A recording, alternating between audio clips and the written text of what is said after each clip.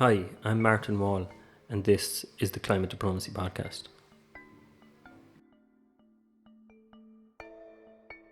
The rise of populism is one of the big stories of our time. Populist movements are gaining momentum around Europe and across the world. One area where the impact of populism has been overlooked is how it affects climate policies. With the European Parliament elections coming up and populist parties set to gain, this relationship will be critical in shaping future climate policy in the EU.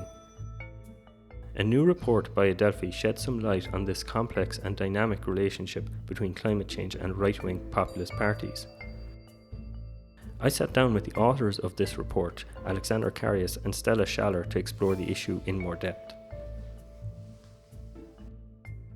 Welcome to the show today, Alexander and Stella, and congratulations on what is an excellent and well-written report.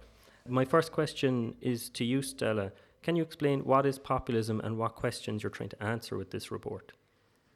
Populism is an ideology that essentially considers society to be separated into two homogeneous groups. On the one hand, the pure people, and on the other, a type of corrupt elite, and that argues that politics should be an expression of the will of the people. And then coupled with nativism and authoritarianism, it becomes right-wing populism. And we should be worried about it because climate change isn't solvable at the national level, and emissions don't really respect national borders, and therefore multilateral climate action is really required to facilitate collective action on these problems. And the questions we were trying to answer with our report is how rising populist actors across Europe see climate science, what arguments they use against climate policy and what type of frames they use. And further, we wanted to create a first empirical body of evidence on voting behavior in the European Parliament to assess the risks and also come up with potential strategies to deal with those developments. So I think one of the strengths of the report is that it provides a nuanced picture of right-wing populist parties and their approach to climate change. It's not so simple as saying that all right-wing populist parties behave as, for example, climate skeptics. Alexander, can you explain some of your findings in this regard and how it builds up this complicated picture of populist parties' approach to climate change? I think what we have done is, as Stella said, looking at the different party programs and statements and voting behavior, we came up with a typology of three groups. One that can be characterized as climate denialists and Eurosceptics, one which is a larger group of 11 parties, which has an ambivalent and not yet really defined position on climate policy, and one a more proactive, progressive perspective on climate and environment issues. To the first group of the denialists belong the Austrian FPÖ or the German AfD or the Sweden Democrats. They, and UKIP predominantly, most of them are climate denialists. They just don't accept climate facts and climate science.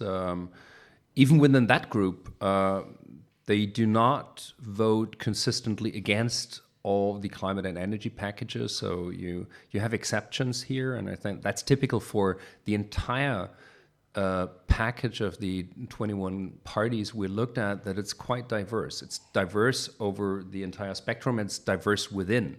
So that's the climate denialists, and most of these parties like UKIP and AfD, these are the big ones. And even if UKIP is not going to be re-elected in the European Parliament, the other stronger ones are going to increase. The second group, they have either a more cautious approach of that, more diversified approach on that, whether they are anti-multilateral climate, but at the same time, some of them are proactive nationalist environmental protectionists. So it's quite diverse picture, and it's not that we say it's that you can neglect that group. Probably that's the most important one when it comes to coalition building, when it comes to network among right-wing populist parties.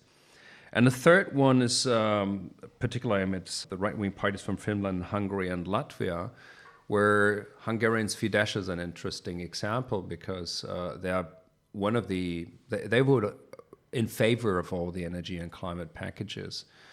But I think that's the crucial thing, that at the same time they frame their view on climate policy and environment policy very much from a domestic point of view. Perhaps, Stella, you could build on that a little bit. So how do populist parties who have a very national outlook align their interests with something that requires an international response? So we had the example there of Fidesz, who may be quite proactive on climate change, but also see it more in terms of a national policy gaining energy independence. The narrative of right-wing populist parties mostly sees climate policy as an attempt to protect the interests of an economic elite. And climate policy is then portrayed to lead to higher energy prices and to burden low-income consumers and companies. And policy is considered harmful to domestic industry, and that fits very well to the anti-elitist attitude of a lot of populist parties across Europe. And what Alexander mentioned is that a number of parties is quite favorable towards climate policy, in particular because a lot of climate policy measures such as the promotion of renewable energy can promote energy independence. An example would be the French National Rally that seeks to expand the wind and solar across France because it would make them independent of Gulf countries such as Saudi Arabia. Another example is the Austrian FPÖ that promotes renewable energy to create jobs and promote the local economy, which chimes with the national rhetoric those parties use. So, Alexander, you warn in the report that the European Parliament currently has 151 members out of 751 who are openly critical or hostile to the EU. Projections suggest that this group would grow after the election in May. But given what Stella has just outlined, that doesn't necessarily mean that the EU will become more climate skeptic. I hope that the EU is not becoming more climate skeptic, but I think it's interesting if recent polls suggest that between 22 to 25% of the newly elected parliamentarians come from the right-wing spectrum, so 1/4 of the parliament. And you look at 7 of the right-wing populist parties being represented in EU governments, I think that could be a toxic mixture of the future legislative packages in the European Parliament or at EU level, where we have a co-decision procedure by the Council and the Parliament. So that is one thing. I think the other question that drives me is what kind of narrative and what kind of understanding about society is coming into the European Parliament, because Stella mentioned that the way they frame climate policy is anti-elitist, anti-science, but also it's anti-democratic institutions. I mean, it's a bunch of Eurosceptics ending up in the European Parliament, one of the very few or the only European institution that is based on election. And one can say, and that's what we learned during our presentation of that study in the European Parliament, that some people say and some parliamentarians say that we have a robust foundation for climate policy based on the decisions that the Parliament took already with the 2030 and 2050 packages, and now it is up to implementation in the EU member states. But it's particularly, and this is where I disagree, now part of the member states to take necessary action. And necessary action not for incremental change, but transformative change that translates everything, the economy, the mobility sector, production and consumption, into something that is low carbon and sustainable. That's a long way to go. And I think many of the measures that we could imagine from a climate policy perspective would make sense need to be embedded into a larger context of just transition, social welfare, managing economic transition in the member states. And that's not going to be easy. And I think the battlefield is going to be the European Parliament, apart from the domestic land. Is there a danger that centrist parties will shift to the right on climate policy to cover their electoral flanks, much in the way that the Conservative Party has done in the UK to cover themselves from UKIP? So what do they need to do to maintain their electoral strength while keeping momentum on climate policy? I think there is the risk. If you look at what happened, particularly in Germany, but I think in the discourse across Europe on migration policy, we saw that there is a shift from both conservative, liberal, social democratic parties to become much more conservative, and the entire political system and debate move towards the right. Is that something that can happen on the climate discourse? Maybe, because I think the arguments that are put forward by right-wing populists that climate measures are affecting domestic economy and is a particular burden for low-income households, it's a fair argument. And many of the social democrats make the same argument. Many of the conservative democratic parties make the same argument. So what's the conclusion? I mean, one thing is they do not want to be put into the same pot with right-wing populists. And I think what we observe at the moment of, conservative parties trying to push Fidesz out of their parliamentary group is one indication there. But I think that's the challenge for the democratic parties, to develop their own narrative that resonates among a larger part of the population without just copying the arguments that right-wing populists put forward, even though many of the democratic parties would at that point argue the same way, but for other motives. The report ends with many recommendations that centrist parties could actually pick up on and put forward a more positive message around climate policy. Stella, could you explain some of the recommendations that come out of the report?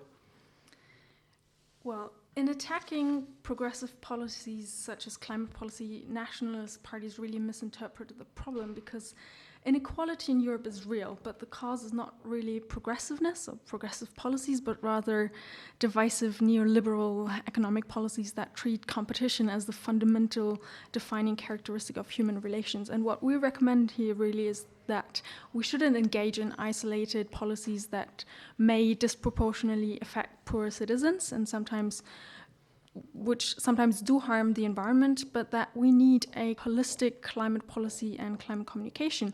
So firstly, we should hear the populists' criticism and understand their origins. We must acknowledge that globalization and climate action may have unjust effects if they remain unmanaged, and that we need climate policy measures that are really embedded in wider social reforms and redistributive policies, and that we also need to communicate the benefits of climate action, that it will be very beneficial for our environment, for social justice, for the air quality in our lifestyles. And we need narratives that convey enthusiasm towards political change and a societal sustainable transformation. So listening to that and reading the report, it strikes me as something quite similar to what the US Democratic Party is doing with Alexandria Ocasio-Cortez's Green New Deal.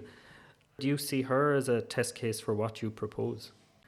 The Green New Deal in the US asks for nothing less than a complete overhaul of the society, creating new jobs, high quality education, etc., etc. So it goes far beyond climate action. And I think on the one hand, it was criticized as a socialist project, and a lot of Americans said they want to take away our hamburgers.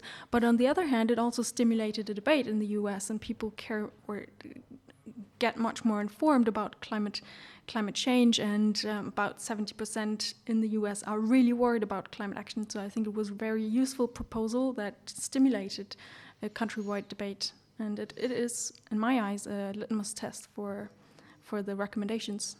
Absolutely, I would agree. I mean, I would agree in substance. I disagree in terms of how we label the whole thing. So why, if you develop a comprehensive idea about the future of a society, and given that even in the US many people are concerned about their natural environment and well-being, why do you label it a Green New Deal? That's my only point, to say we need to be careful in how we conceptualize and sell things, because then people will jump on that. So what we have learned in observing at the moment in Germany, that obviously right-wing populists and social media, and they are very professional on using social media to shape positions in the public, they seem to move from looking at migration to focus on climate. And I think that is a risk itself, because on the one hand, we say you don't have a position yet. But if you form a position, we can assume that it's not a very progressive one. So I just hesitate a little bit to whatever we do in terms of transformation of society. We do that on the basis of, protecting planetary boundaries. And I'm saying this being an environmentalist and working and speaking on behalf of an think tank on environment and climate.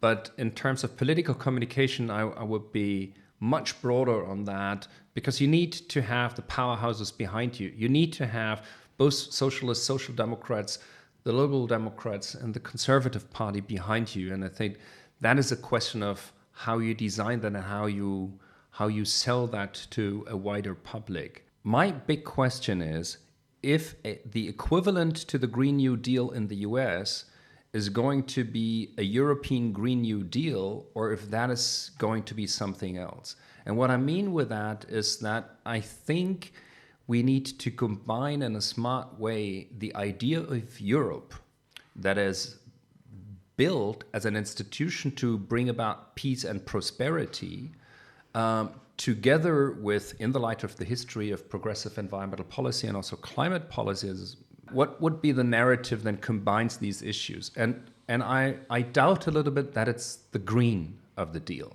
I think it needs to be a new deal. It needs to be a European deal. It needs to be a deal that is strong on language of increasing competitiveness, of modernizing a society by building on what makes Europe so unique, the kind of diversity of the very small European countries and culture that needs to be preserved, but also needs to be taken in the light of digitalization, urbanization trends, and trends to build resilient societies, but also resilient cities and municipalities. And I think, if a Green New Deal in the US, as we see it right now, is framed as a new left liberal project. And I'm not 100% sure, if you look at the political landscape and the decline of socialist and social democratic parties here, if the green is the driver of what brings us into a European future. I think it should be a central element. So from a communication point of view, I think that we should think in alternatives, a European sustainable future that is concentrating a bit more on competitiveness, modernization, the just transition aspect, because that is crucial. I mean, in the end, everybody would agree we would like to live in the future, in a couple of decades from now, in an environment that is healthy. But I think apart from that, we saw that how vulnerable democracies are, and not because of climate. I mean, what we've seen all over Europe and with the emergence of right-wing populist parties is that we always believe that democracy is something that is just existing. But you need to live it, you need to develop it, you need to defend it. And I think so my interpretation of vulnerability is less to be climate vulnerable to climate change impacts, but you're very vulnerable to disruption in society. So I think the narrative that we should develop in Europe should go beyond the climate and the green. Okay, I think that's a good place to end it. Thanks very much to both of you, and best of luck with the report. Thank you, Martin.